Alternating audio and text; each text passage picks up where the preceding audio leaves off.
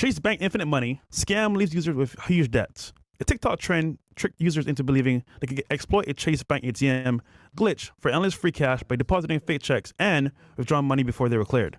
The scam has backfired, with Chase freezing accounts and imposing massive negative balances. So, yeah. I'm not gonna lie, bro. This is so dumb. You're gonna go to a bank, commit literal wire fraud, check fraud, and then hope it's gonna go well for your account. I mean, honestly, man. You play real quick? Nah, I said it's heavy. Niggas is lined up. No, this shit is elephant. No, only let niggas in 1x1. Nah, bro. Yeah, so there's a guy that did this scam, and he wanted to get the money to take his girl on a trip. I'm just like, bro, what's wrong with you, bro? Like, that makes no sense. Oh my God. That's sad. Really sad. Is it? Yeah, that's it. Oh, okay. Well, I don't think I need to go through how stupid this is, but every single person that attempts this is going to put themselves on the hook for wire fraud, which is 18 U.S.C. 1343, which is a federal charge. It's actually one of the easier charges to prove, and it's like one of the ones, the staple federal charges they use when they're trying to press charges against you. So these people that are doing this are idiots. But again, you know, it amazes me how people are okay with committing acts of fraud, stealing, taking people's money that doesn't belong to theirs. It's like there's no shame, there's no guilt, right? And we live in the United States where no one gives a fuck. It's crazy to me. Like when I was in the UAE, the United Arab Emirates, there was no crime there. No one stole. No one did any of this shit. And it's because like there's shame, there's rule of law, there's really strict standards, especially for immigrants. Immigrants get punished way more than natives. Like we need to go to that system. We need to have very strict punitive measures for people that break the law. People are always like, oh yeah, like let's go easy. Let's like legalize marijuana and let's let people like use drugs and shit. Like, no, fuck that, man. Fuck that. Like, we need to put people in jail and lock away the key. I'm a big proponent of strict law enforcement, putting people in jail, locking them away. Like, especially they do dumb shit like this. Like, bro, get these criminals the fuck out of here. You guys ever been scammed before? It sucks. Sucks. You know how many times I've had like, I look and like my credit card was used at a fucking Apple store randomly somewhere in Minnesota, and I'm like, what the fuck is going on here? It's because fraud. It's the fastest growing crime in the United States. When I was leaving the feds, like a lot of these drug traffickers, a lot of these people that were doing this, the violent crime, whatever, they were all shifting to fraud. Why? Because with fraud, you do 2 to 5 years at most, right? You're not gonna go to like a high level security prison. It's harder to catch you. Not as many agencies investigate it. This is a fucking problem, man. Like we need to fucking come with stricter laws for fraud because it's a very fast growing crime. And people over here stealing people's bank accounts, destroying their livelihoods. Fuck that shit, man. We need to go hard on crime in every single way. I was at the RNC, right? Little story time for you guys. I was at the Republican National Convention, and I ran into Mayor Giuliani there. And for those of you guys that don't know, he was the mayor of New York City in the 90s. And that I was a kid there, and my dad was a cab driver. When my dad came to the United States, he was a cab driver. It was the first job that he had. And while he was a cab driver, one of the worst times you could be a cab driver in the United States in the early, in the 80s and the early 90s.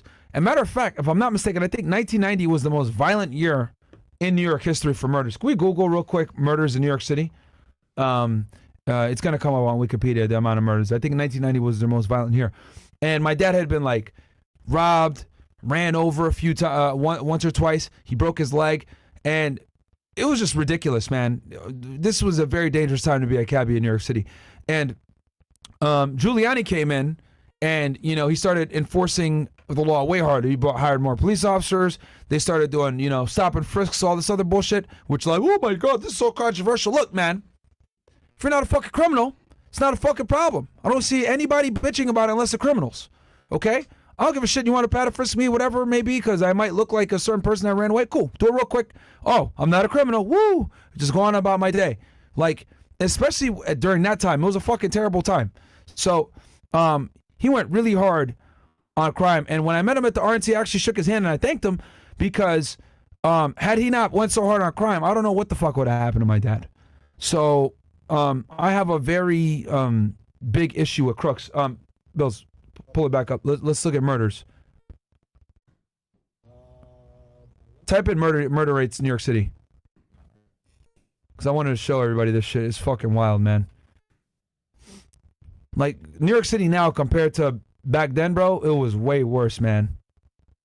Just type murders in New York City and then wiki or something like that. Because I remember I found it one time and it was like just super easy to read. Shit, New York is bad now. Can't imagine. Well, it back used to be worse. as well. And it's dirty. Yeah, try that one. Category people murdered in New York City. Okay, scroll down. What the fuck? Bunch of names. I had a chart one time. All right, I could find it. And then, but what else, Russ? Do you have anything you want to say about this as well? Yeah. So it's crazy because this actual activity, you know who's a predominant race that followed it on social media? Who? People. I was just like, hold on. You're willingly going to record yourself. It was that when you had years in New York, and then scroll down, it's going to say murders by year. Go ahead, keep going. Yeah. So you're willingly going to record yourself committing crimes, and it's like, how many times do we have to do this to ourselves as black people? We go about talking about killing each other, rapping, and then a trend comes around where you're actually committing fraud on camera, and you go do it, and you brag about it.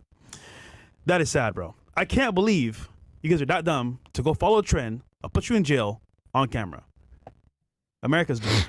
So if you look, 1990 was the highest. 2,245 murders in a year, New York City. And then 1991 right after, 2154. Fucking crazy, right? That's a lot. Yeah. And that's the period that my dad was a cab driver in New York City, one of the worst times to be. So when Giuliani came in, he cleaned up the city, man, a lot, and it made it a lot better. So I shook his hand and thanked him for that show when I saw him. It sucks what's going on with him now. They indicted him in Georgia, and the stupid ass lawsuit for the election. But yeah, and actually he's a legend, man. He was instrumental in going after the La Cosa Nostra, the mafia. He was the first prosecutor to put into effect the RICO Act.